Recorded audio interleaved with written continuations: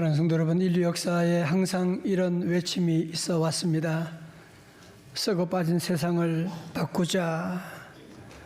불의가 가득하고 약자가 고통당하고 힘없는 자가, 힘 있는 자가 모든 것을 쥐고 흔드는 이런 세상에 살면서 사람들을 외쳤습니다. 이대로는 못 살겠다. 특별히 19세기 유럽은 격동의 시대였습니다.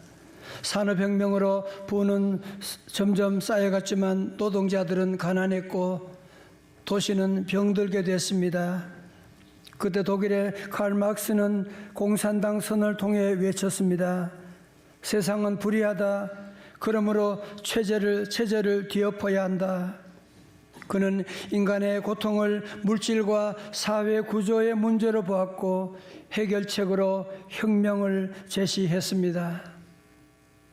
그러나 같은 시대에 전혀 다른 방식으로 세상을 변화시키려고 한 사람이 있었는데 그는 바로 구세군의 창시자 윌리엄 부스였습니다. 그는 체제를 뒤엎자고 말하지 않고 세상을 바꾸려면 인간의 영혼이 먼저 바뀌어야 된다고 말했습니다. 마르크스가 체제를 향해서 주먹을 들었다고 한다면 부스는 가난한 이웃에게 손을 내밀었고, 마르크스가 사회 구조를 바꿔야 된다고 말했다면 부스는 먼저 인간의 영혼을 바꿔야 된다고 외쳤습니다. 그렇다면 성도 여러분, 오늘 3.1절 107주년을 맞이해서 아직도 우리 사회는 불의와 압제가 가득한 이 세상 한가운데서 우리가 예수 믿는 하나님의 자녀로서 어떻게 이 세상을 변화시켜 나갈 수가 있겠습니까? 혁명입니까? 아니면 복음입니까? 이런 질문을 가지고 오늘 본문으로 들어가 보시겠습니다. 오늘 본문의 말씀 이사야 58장은 매우 불편한 말씀입니다. 이스라엘 백성들은 열심히 기도하고 금식하고 예배를 드리는데 하나님께서 나 그 금식 받지 않겠어, 역겹다고 말씀하는 거예요. 왜 그렇습니까? 세 번째로 봅니다. 이사야 58장 4절의 말씀, 시작. 너희가 다투고 싸우면서 금식을 하는구나. 이렇게 못된 주먹질이나 하려고 금식을 하느냐. 너희의 목소리를 저 높은 곳에 들리게 할 생각이 있다면 오늘과 같은 이런 금식을 해서는 안 된다. 그러면서 주님은 더 큰 목소리로 야단치며 말씀합니다. 5절입니다. 시작. 이것이 어찌 내가 기뻐하는 금식이겠느냐. 이것이 어찌 사람이 괴로워하는 날이 되겠느냐. 머리를 갈대처럼 숙이고 굵은 배와 재를 깔고 앉는다고 해서 어찌 이것을 금식이라고 하겠으며 주께서 너희를 반기실 날이라고 할 수 있겠느냐. 아멘. 자, 보세요. 우리 하나님께서 왜 저들의 종교 행위를 거부하시는 겁니까? 여러분, 금식이 얼마나 힘든 것인데 하나님께서 그런 금식을 기뻐하지 않는다고 말씀하고 있어요. 여러분, 왜냐하면 금식이라고 하는 것은 그냥 굶는 것을 말하는 것이 아니고 금식은 내 죄를 회개하고 보혈로 씻기를 바라면서 절제하고 겸손하게 기도하는 것인데 아이들은 싸우면서 금식하는 거예요. 금식한 다음에 더 힘을 내가지고 싸우고 험담하고 주먹질하고 있는 이런 모습을 보면서 하나님께서 하시는 말씀이 이렇게 못된 주먹질이나 하려고 금식을 하느냐 말씀하고 있는. 여러분 잘 모르시겠지만 예수 믿는 사람들이 싸우면 아주 무섭게 싸운대요. 왜 그러냐 보니까 저들 마음과 뜻과 정성을 다해서 기도하면서 싸우기 때문에 정말 감당하기 어렵다고 말하는데요. 사랑하는 성도 여러분, 하나님께서 이런 모습을 보시고 기가 차하시면서 아니 형제들끼리 싸우면서 무슨 금식하냐, 내가 그런 금식 받겠느냐, 그게 무슨 의미가 있느냐고 말씀하시면서 그러니까 금식하지 말라고 하는 것이 아니라 하나님께서 싫어하는 행위를 하면서 종교 행위만 하는 것을 하나님이 받지 않으신다고 하는 말씀입니다. 사랑하는 성도 여러분, 그렇다면 오늘 저와 여러분의 예배는 어떤 예배를 드리고 있습니까? 자, 그렇다면 여러분, 하나님이 기뻐하시는 신앙의 구체적인 모습은 무엇일까요? 이사야 58장에 말씀하시는 하나님이 기뻐하시는 금식은 그냥 굶는 것이 아니라 아주 매우 현실적인 것인데요, 첫 번째로 사회적인 공의를 세우는 것입니다. 이사야 58장 6절의 말씀, 우리 찬양대 오늘 많이 함께 하셨어요. 찬양대 6절 시작. 내가 기뻐하는 금식은 부당한 결박을 풀어주는 것, 멍에 줄을 끌어주는 것, 압제받는 사람들을 놓아주는 것, 모든 멍에를 꺾어버리는 것, 바로 이런 것들이 아니겠느냐. 아멘.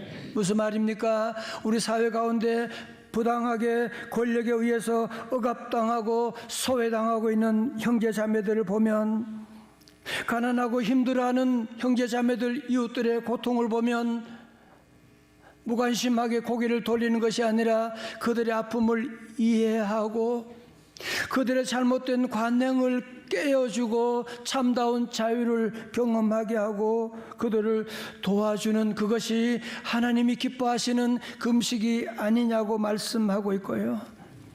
또 여기서 멍에라고 하는 것을 두 번 말씀하고 있는데, 멍에는 뭐냐? 자기가 잘 되기 위해서 남을 힘들게 하는 것, 그것이 바로 멍에라고 하는 것이고, 남에게 부당한 손해를 끼치는 것 하나님이 즉각 중단하라고 말씀하고 있는 것입니다.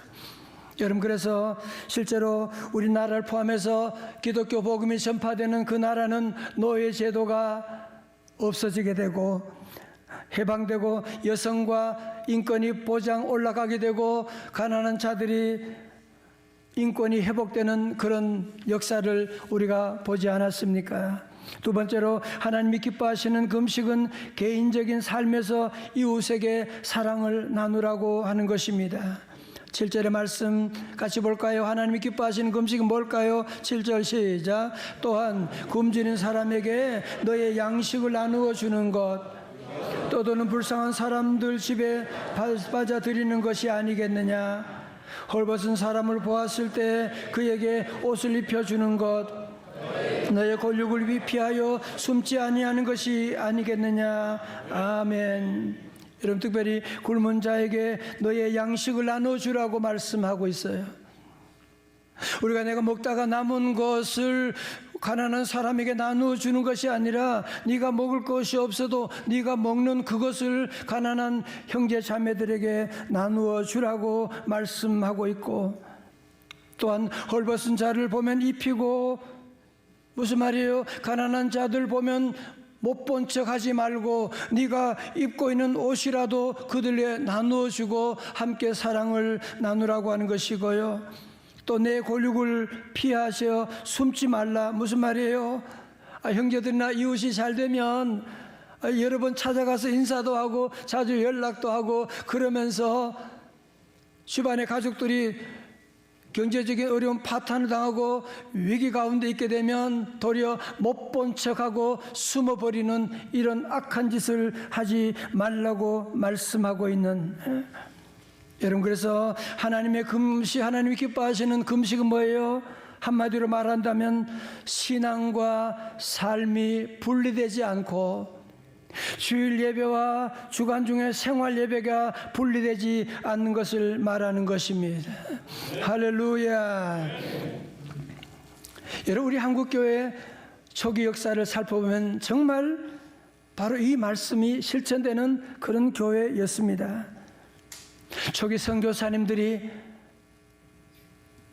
의사들, 목사님들, 그분들이 이곳에 와서 병원을 세웠을 때도 대부분의 병원들이 상류층 양반들이 살고 있는 곳이 아니라 주로 헐벗고 굶주리고 가난한 사람들이 있는 곳에 병원을 세우게 되었고요. 여러분, 한국 선교사님들이 성경을 번역할 때에도 양반층들이 보는 그런 한문으로 번역하지 않고 민중들이 보는 한글로 번역했다고 하는 사실은 정말 기가 막힌 하나님의 특별한 은혜가 아닐 수가 없습니다. 여러분, 세종대왕이 한글을 발명했지만 그 당시에 지도층이나 양반들은 한글을 언문이라고 무시하고 사용하지 않았잖아요.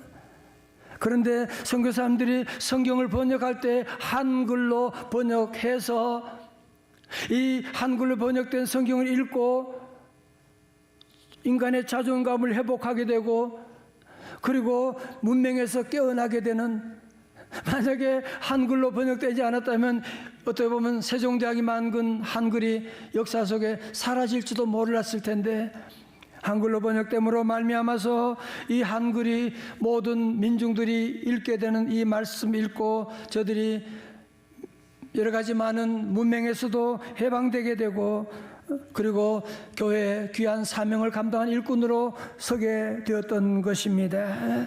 여러분, 특별히 이 당시에도 쌍놈이라고 짐승처럼 천대받던 백성들이 처음으로 인격체로 대우해서 교회 장로님까지 되는, 여러분, 그런 역사가 바로 초대교회 가운데 있었던 것입니다.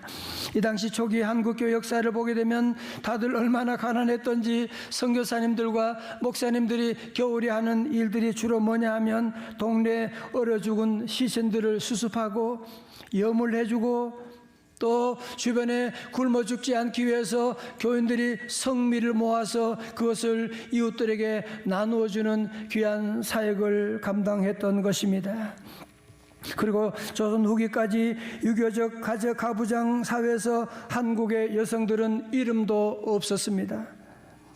여성은 출가하게 되면 그때 고향의 이름을 가지고 일산댁, 파주댁 뭐 이렇게 이름을 짓고, 자녀를 낳게 되면 무슨 누구의 엄마, 영철이 엄마, 그렇게 이름을 불렸었는데, 교회 와서 세례명이 주어지게 되고 이름이 주어지게 되고 그들을 가르치기 시작을 했습니다.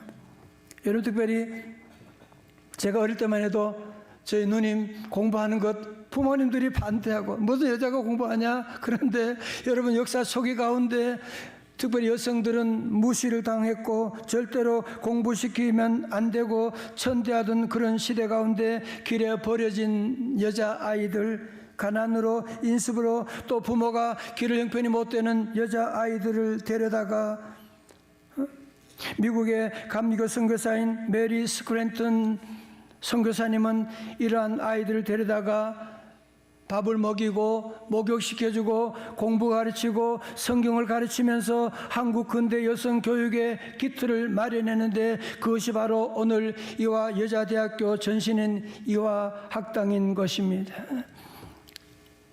우리 특별히 명성제일교회는 이곳에 2009년에 입당하면서 저와 우리 교회 성도들 주신 마음이 뭐냐, 우리 청소년들이 다음 세대 주인공들인데 그들에게 모든 삶에 믿는 자든 믿지 않는 신불신 간에 그들에게 동등한 출발의 기회를 제공해 주자라고 하는 그런 취지로 청소년 후원 기금을 시작했습니다.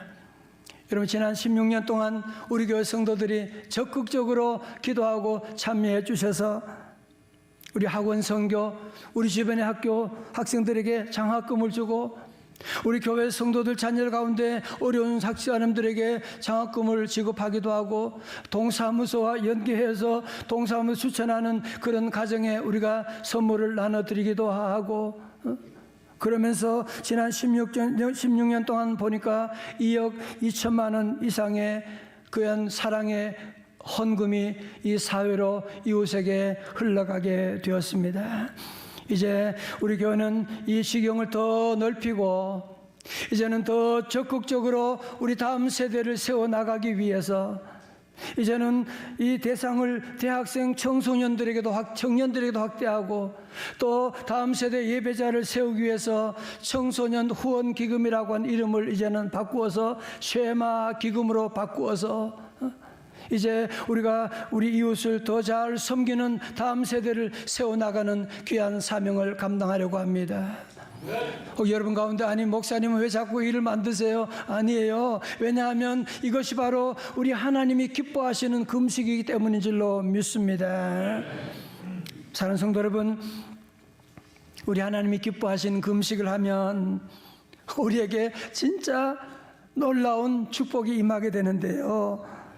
이사야 58장 8절의 말씀 같이 읽어볼까요? 시작. 그래야 하면 내 빛이 새벽 햇살처럼 비칠 것이며 내 상처가 빨리 나을 것이다.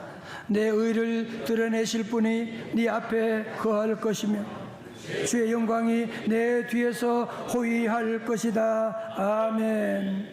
첫 번째로 너희 빛이 새벽 햇살처럼 비치게 될 것이다. 무슨 말입니까? 우리 성도들의 삶에 어두움이 끝나게 되고 새벽 햇살처럼 새날이 밝아오게 됨을 말씀하는 것으로. 여러분 그럴 때 있잖아요. 정말 해도 일이 안 되는, 꼬이는, 막혀있는, 정말 앞을 보면 어두움밖에 없어. 여러분 그런데 하나님이 은혜가 임하시게 되면 우리 인생에 햇살처럼 새벽이 밝아오는 그런 날이 오게 됨을 약속하고 있는 것입니다. 여러분 이런 복은 누구에게 주는 거예요? 이 복은 누구에게 주는 거예요? 이 복은 하나님의 말씀대로 하나님이 기뻐하는 금식을 하는 성도들의 삶 가운데 어느 날 인생이 확 뚫리게 되는, 어느 날 인생의 어두움 가운데 환한 새벽빛이 밝아오는 그날, 우리 명성제일교회 성도들에게 이런 새벽이 올 수 있기를 주님의 이름으로 축원합니다. 두 번째로 내 상처가 빨리 나을 것이다. 무슨 말이에요? 내 몸이 아프고 우리 가정이 어려움에도 불구하고 내 몸 하나 간수하기도 어렵지만 그럼에도 불구하고 형제 자매들 어려운 가운데 있는 성도들 바라보고 신방해주고 함께 섬기고 나가게 되면, 그러면 네 병은 내가 속히 치유해 주겠다, 그런 말씀이거든요. 오늘 아침에 우리 성도들 우리의 몸의 병과 마음의 병을 치료받기를 원하시면 다 같이 아멘. 여러분 그렇다면 자꾸 병만 묵상하고 내 병 낫기만을 기다리고 있을 것이 아니라 아픈 가운데도 어려운 이웃을 찾아가고 신방하고 도와주고 섬기고 여러분이 나누어주고 나가게 되면 하나님께서 우리의 상처를 급속하게 치유하시는 은혜가 함께 하시기를 축원합니다. 세 번째로 우리가 하나님 기뻐하시는 금식을 하면 우리 하나님께서 우리 앞서 가시고 뒤에서 호위하신다는 말씀, 얼마나 좋아요. 아멘도 안 하시고 다시 아멘. 여러분 우리가 사는 동안에 얼마나 대적이 많아요. 이제 우리 아이들 학교 새 학기 시작하는데 얼마나 주변에 유혹이 많은지 모릅니다.